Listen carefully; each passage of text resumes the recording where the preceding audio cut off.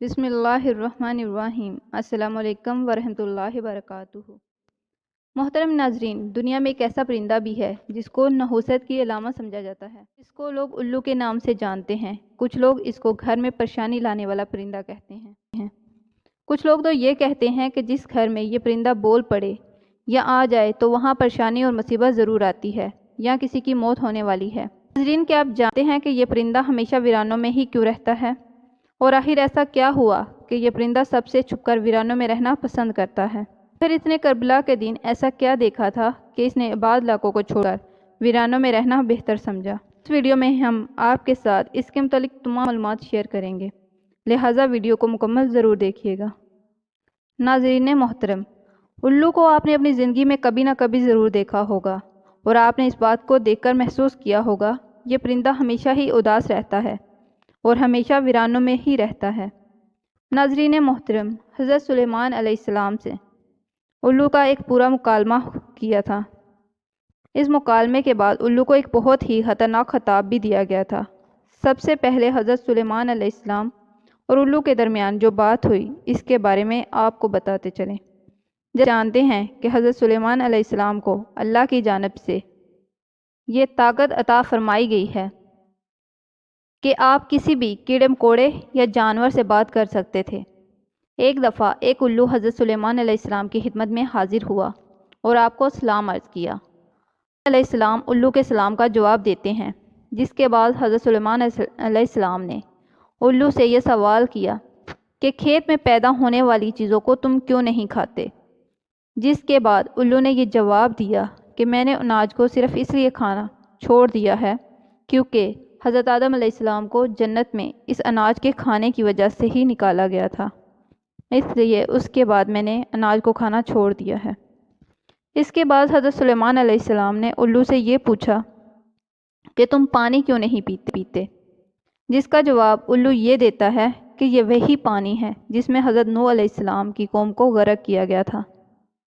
اس کے بعد حضرت سلیمان علیہ السلام نے الو سے پھر سوال کیا کہ تم دن میں باہر کیوں نہیں نکلتے؟ جس کے جواب میں الو کہتا ہے کہ دن کے وقت ایک انسان دوسرے انسان پر ظلم کرتا ہے، اس لیے میں دن کو نہیں نکلتا۔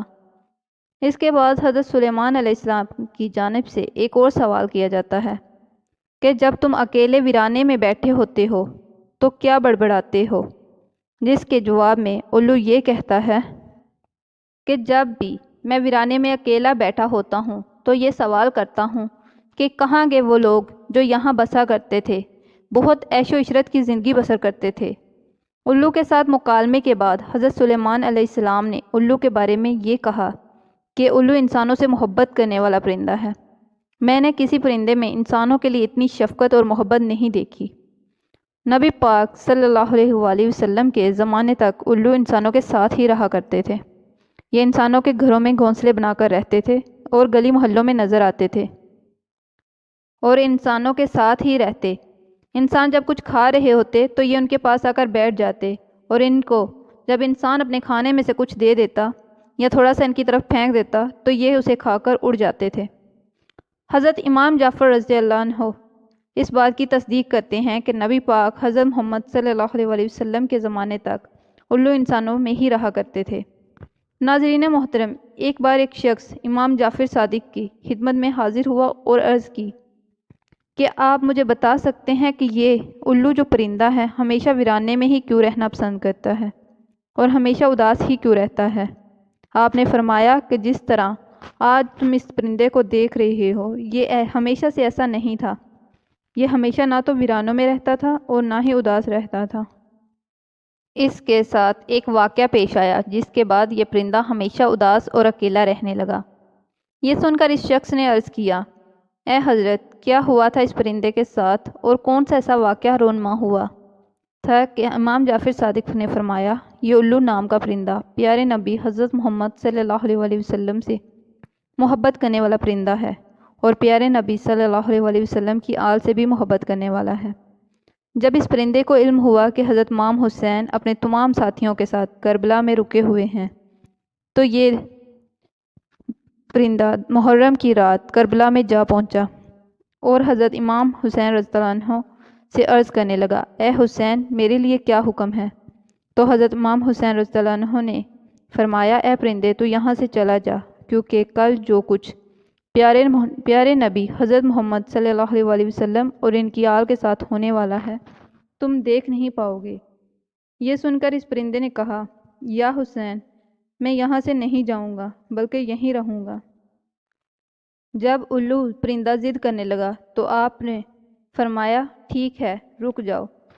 پھر اس کے بعد اس پرندے نے کربلا میں ہونے والا پورا واقعہ اپنی آنکھوں سے دیکھا کہ کس طرح یزید نے حضرت امام حسین رضی اللہ عنہ کا سر مبارک آپ کے بدن سے جدا کیا۔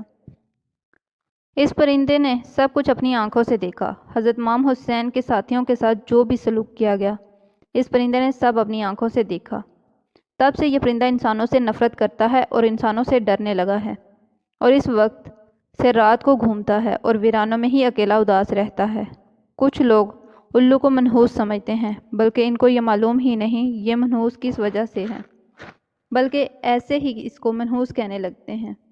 کچھ لوگ یہ خیال کرتے ہیں کہ اگر الو ان کے پاس آ کر بول دے تو وہ یہ سمجھتے ہیں کہ ان پر کوئی مصیبت آنے والی ہے۔ کچھ لوگ تو اگر الو ان کے گھر آ جائے اور بولے تو وہ اپنا گھر بار چھوڑ دیتے ہیں۔ الو کو منحوس سمجھنا ایک جاہلانہ سوچ ہے۔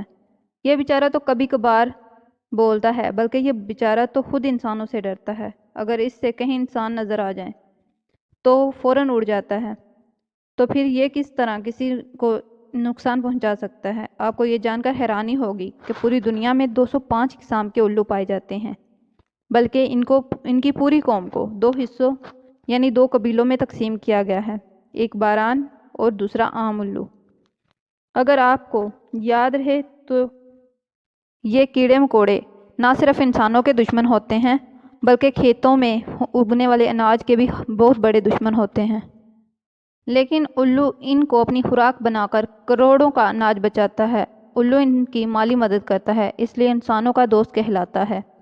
ان کی عمر تقریباً 12 سال ہوتی ہے۔ یہ اپنا گھونسلہ پیڑوں کی کھوہ میں بناتا ہے، یا پھر اپنا گھونسلہ ویران جگہوں پر بناتا ہے، یا کسی ویران کنویں میں اپنا گھونسلہ بناتا ہے۔ آپ کو بتاتے چلیں کہ دیگر باتوں کے علاوہ انسان کو مخاطب کرتے ہوئے ایک غلط بات یہ بھی بولی جاتی ہے کہ الو کی طرح دیدے دکھا رہے ہو، لیکن الو بیچارہ تو اپنی آنکھوں سے معذور ہے، وہ تو صرف سیدھا دیکھ سکتا ہے۔ تو کچھ لوگ اب کہتے ہیں کہ الو کی طرح کیا دیکھ رہے ہو، جبکہ الو بیچارہ تو سیدھا دیکھتا ہے، وہ صرف اپنی آنکھوں کو گھما نہیں سکتا، وہ صرف اپنی گردن گھما سکتا ہے۔ دوسرے پرندوں کی نسبت اس کے پر بہت ہلکے اور ملائم ہوتے ہیں، اس لیے جب یہ اڑتا ہے تو اس کے پروں کی بالکل آواز نہیں ہوتی۔ ناظرین محترم، الو کے بارے میں مختلف علاقوں میں مختلف عقیدے پائے جاتے ہیں۔ جیسا کہ برطانیہ میں الو کے بولنے پر یا رونے کی آواز کو منحوس سمجھا جاتا ہے، جنوبی افریقہ میں الو کی آواز کو موت کی علامت سمجھا جاتا ہے۔